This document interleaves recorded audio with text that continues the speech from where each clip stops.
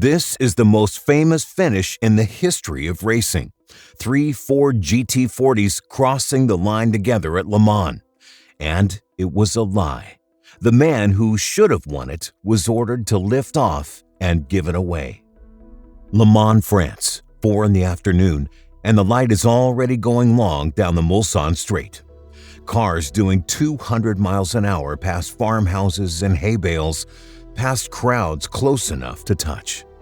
For a decade, only one name was here. Red cars, Italian cars, Ferrari, year after year after year. And this is the story of the American who couldn't buy that name, so he spent a fortune to bury it. Remember one name through all of this, Ken Miles, because the whole thing turns on him. Hold that thought. Start in 1963, Detroit. Henry Ford II runs the biggest car company on earth, and he's bored. Ford builds appliances, sensible sedans for sensible families. No glamour, no danger, no romance. And across the ocean, there's a little factory in Italy building the most beautiful cars alive and winning everything. So Ford does what Americans do. He decides to write a check. He's going to buy Ferrari outright. And Enzo Ferrari lets it get all the way to the end. The lawyers, the auditors, weeks of it. Then he reads the contract. One clause. If Ford owns Ferrari, Ford controls the racing. Enzo's racing. And Enzo stands up and walks out. The way the story travels, he didn't just say no. He insulted the man. Called Ford's cars ugly, his factory big and ugly. Said Henry Ford was no Henry Ford, just the grandson of a great man playing with a company he didn't build. And Henry Ford II goes home humiliated. And he says the 6 words that cost $40 million. We're going to Le Mans, and we're gonna bury him. Not beat him, bury him.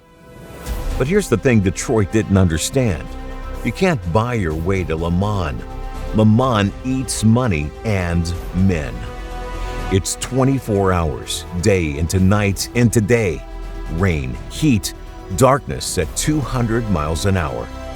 Ford builds a car, calls it the GT40, 40 inches tall, low enough to walk your hand across the roof. And in 1964, they take it to France, proud as anything. And it breaks, over and over. It won't finish. In 1965, worse. Every single Ford dies on the track. Ferrari wins again and laughs all the way home. 2 years, millions of dollars, nothing. So Ford does the one smart thing in the whole story. He calls Texas. A man named Carroll Shelby, ex-chicken farmer, ex-racer, the only American who ever actually won this race. A bad heart ended his driving. Now he built cars, and he was fearless, and he did not care about suits. And Shelby had a secret weapon nobody in Detroit wanted. A wiry, sharp-tongued Englishman named Ken Miles.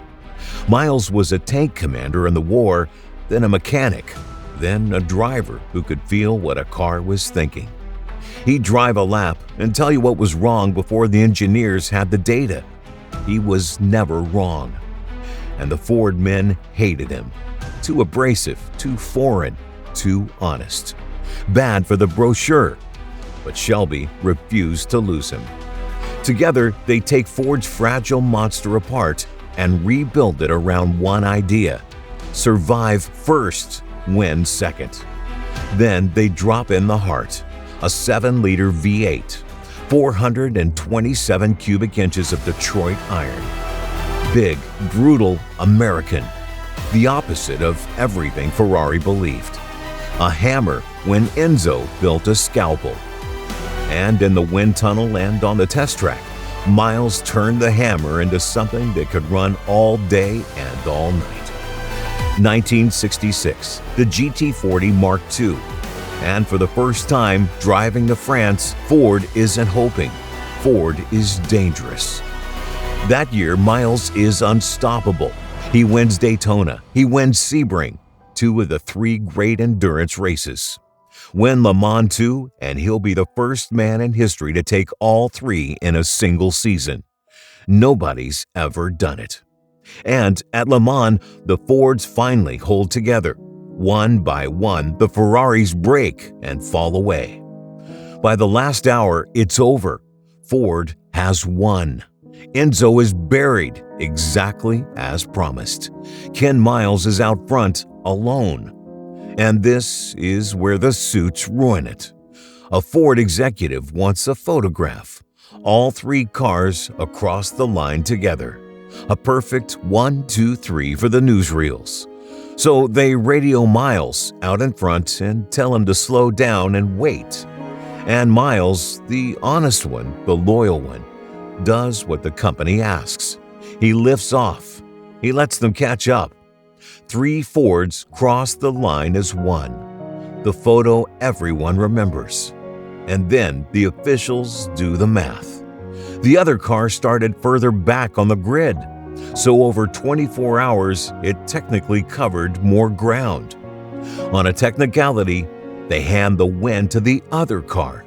Ken Miles, who led, who obeyed, is placed second.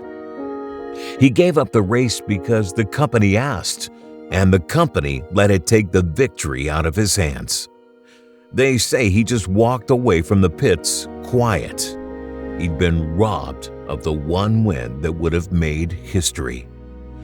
2 months later, August 1966, Ken Miles is testing the next car, alone, at Riverside in California. At speed, something lets go. The car loops, flips, throws him clear, and the best development driver alive is gone at 47. He never got his Le Mans, never got the Triple Crown that was his. The man who won the war didn't live to enjoy the peace. But the machine he built kept its promise. Ford wins Le Mans in 66, then 67, then 68, then 69. 4 years straight, the most dominant run this race has ever seen, all born from one insult and one betrayed genius. Enzo Ferrari never forgot it. And somewhere in a workshop in Italy, another man he'd humiliated was building a bull.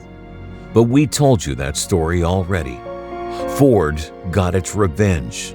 Detroit got its legend. And the quiet Englishman who made it real got a headstone instead of a trophy. If Ken Miles' story got its hooks in you, do one thing: subscribe. This whole channel runs on the history the car magazines were too polite to tell. We've buried BMW, Lamborghini, DeLorean, and Godzilla already. Next time, the sports car that spent 60 years with its engine in the wrong place on purpose, Porsche, and the takeover war for its soul. I'll see you in the next one.